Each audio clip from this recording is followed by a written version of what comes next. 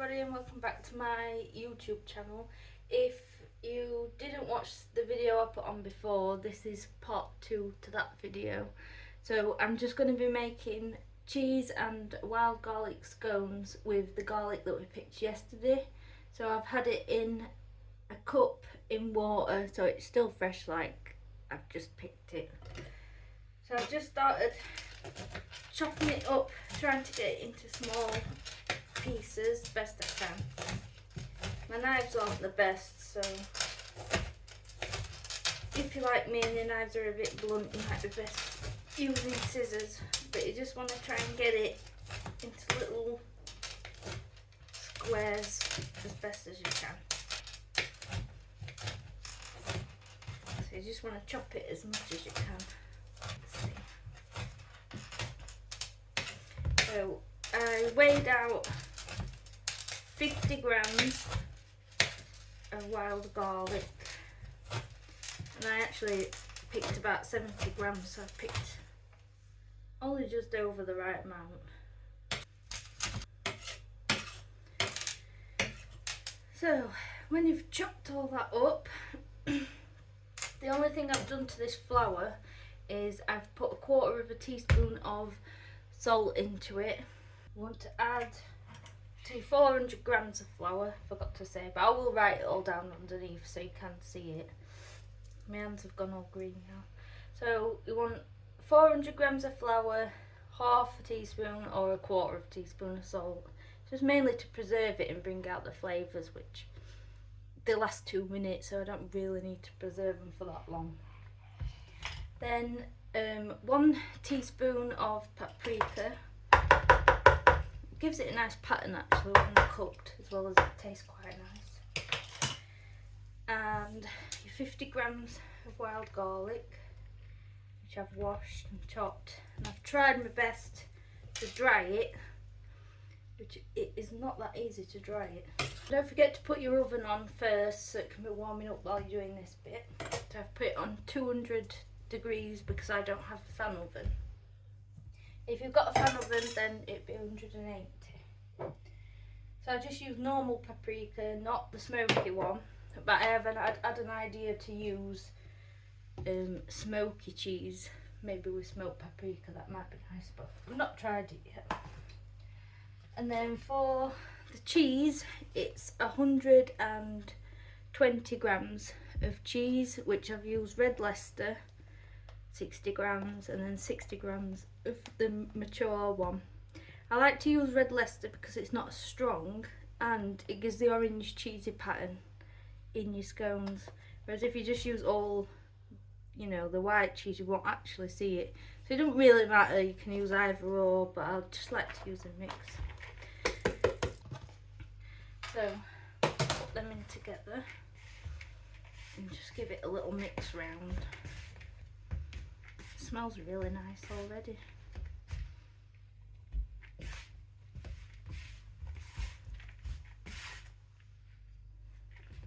Okay, and then you want to add your butter in, which this was 80 grams of butter that's been in the fridge.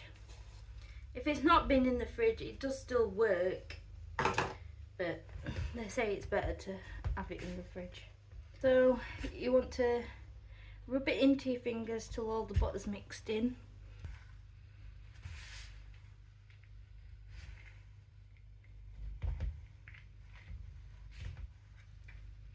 It also helps break the cheese up a bit more as well when you do it like this. You need to start adding the milk. Now I measured out 220 mils of milk, I think. But you just add a little bit at a time till it comes together.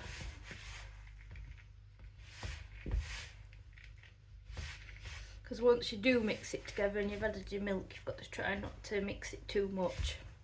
So you find while you're doing this bit, but as soon as the milk goes in, you've got to touch it as little as possible if you can. A bit like when you do pastry.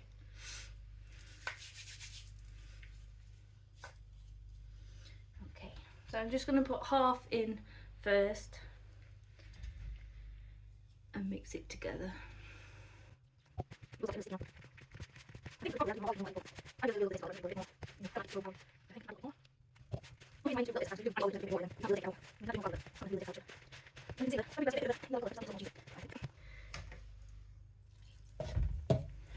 think that might be enough now. I nearly used it all.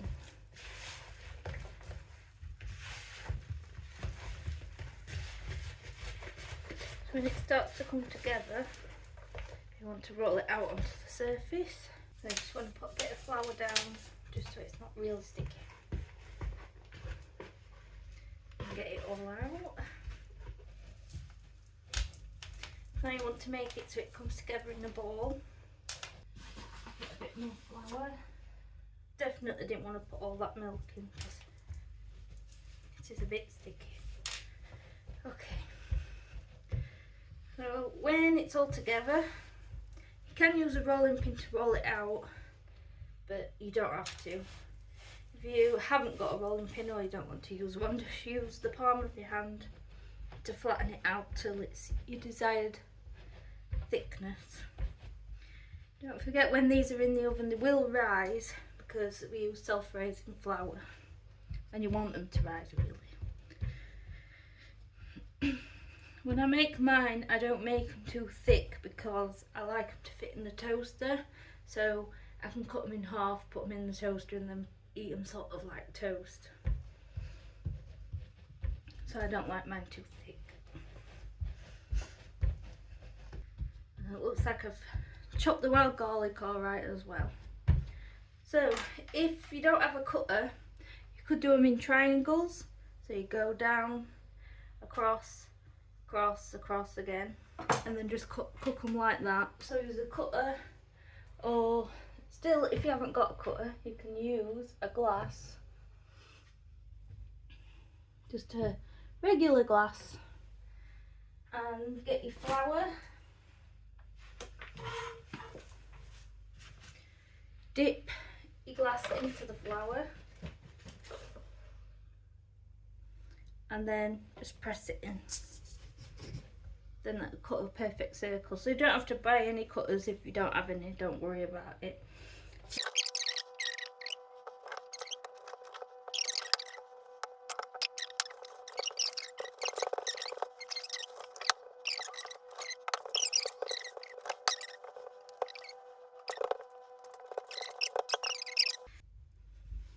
So now by the time we've done that, the oven has warmed up.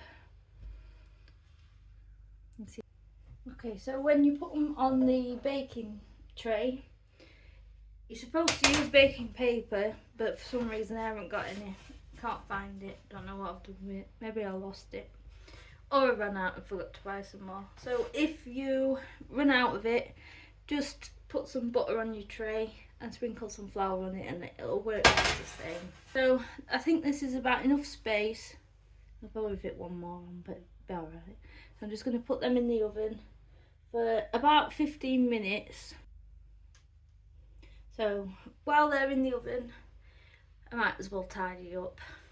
So I'm going to clean up all the mess, and that's the amount of milk we didn't use. So not a lot really, but it would have made it too sticky if I put it all in. So it's definitely best putting a little bit in at a time. Okay, so the first batch has come out of the oven now. So they cooked and they're quite hot still. So just golden, but we didn't put any wash on top of these. So I'm just going to cut one in half and toast it like I normally would. Don't know how easy it's going to be to cook because they're still really warm. Literally only just come out of the oven. So I could just put butter on them straight away really, but that's inside. See all the melty cheese. So I'm just going to put these in the toaster.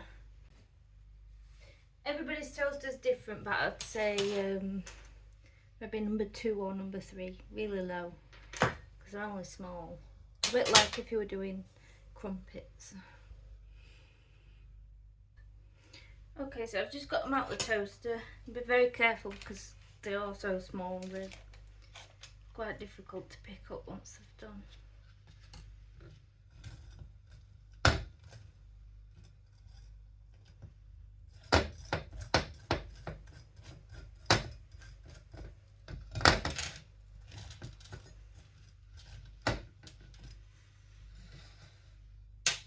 They're really, really warm.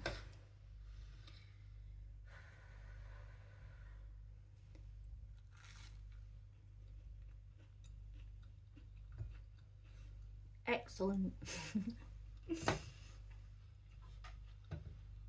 Really, really, really nice. I don't think there's anything I'd change about it. Just a little bit hot, that's all.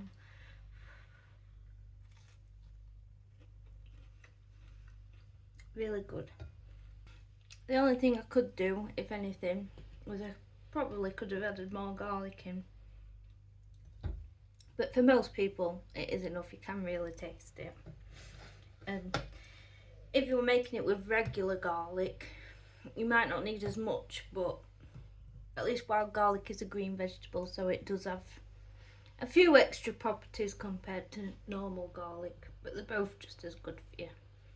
And then that's it. And the house smells really, really, really nice now. It smells sort of like garlic bread. Yeah, really, really, really nice. Just a bit hot.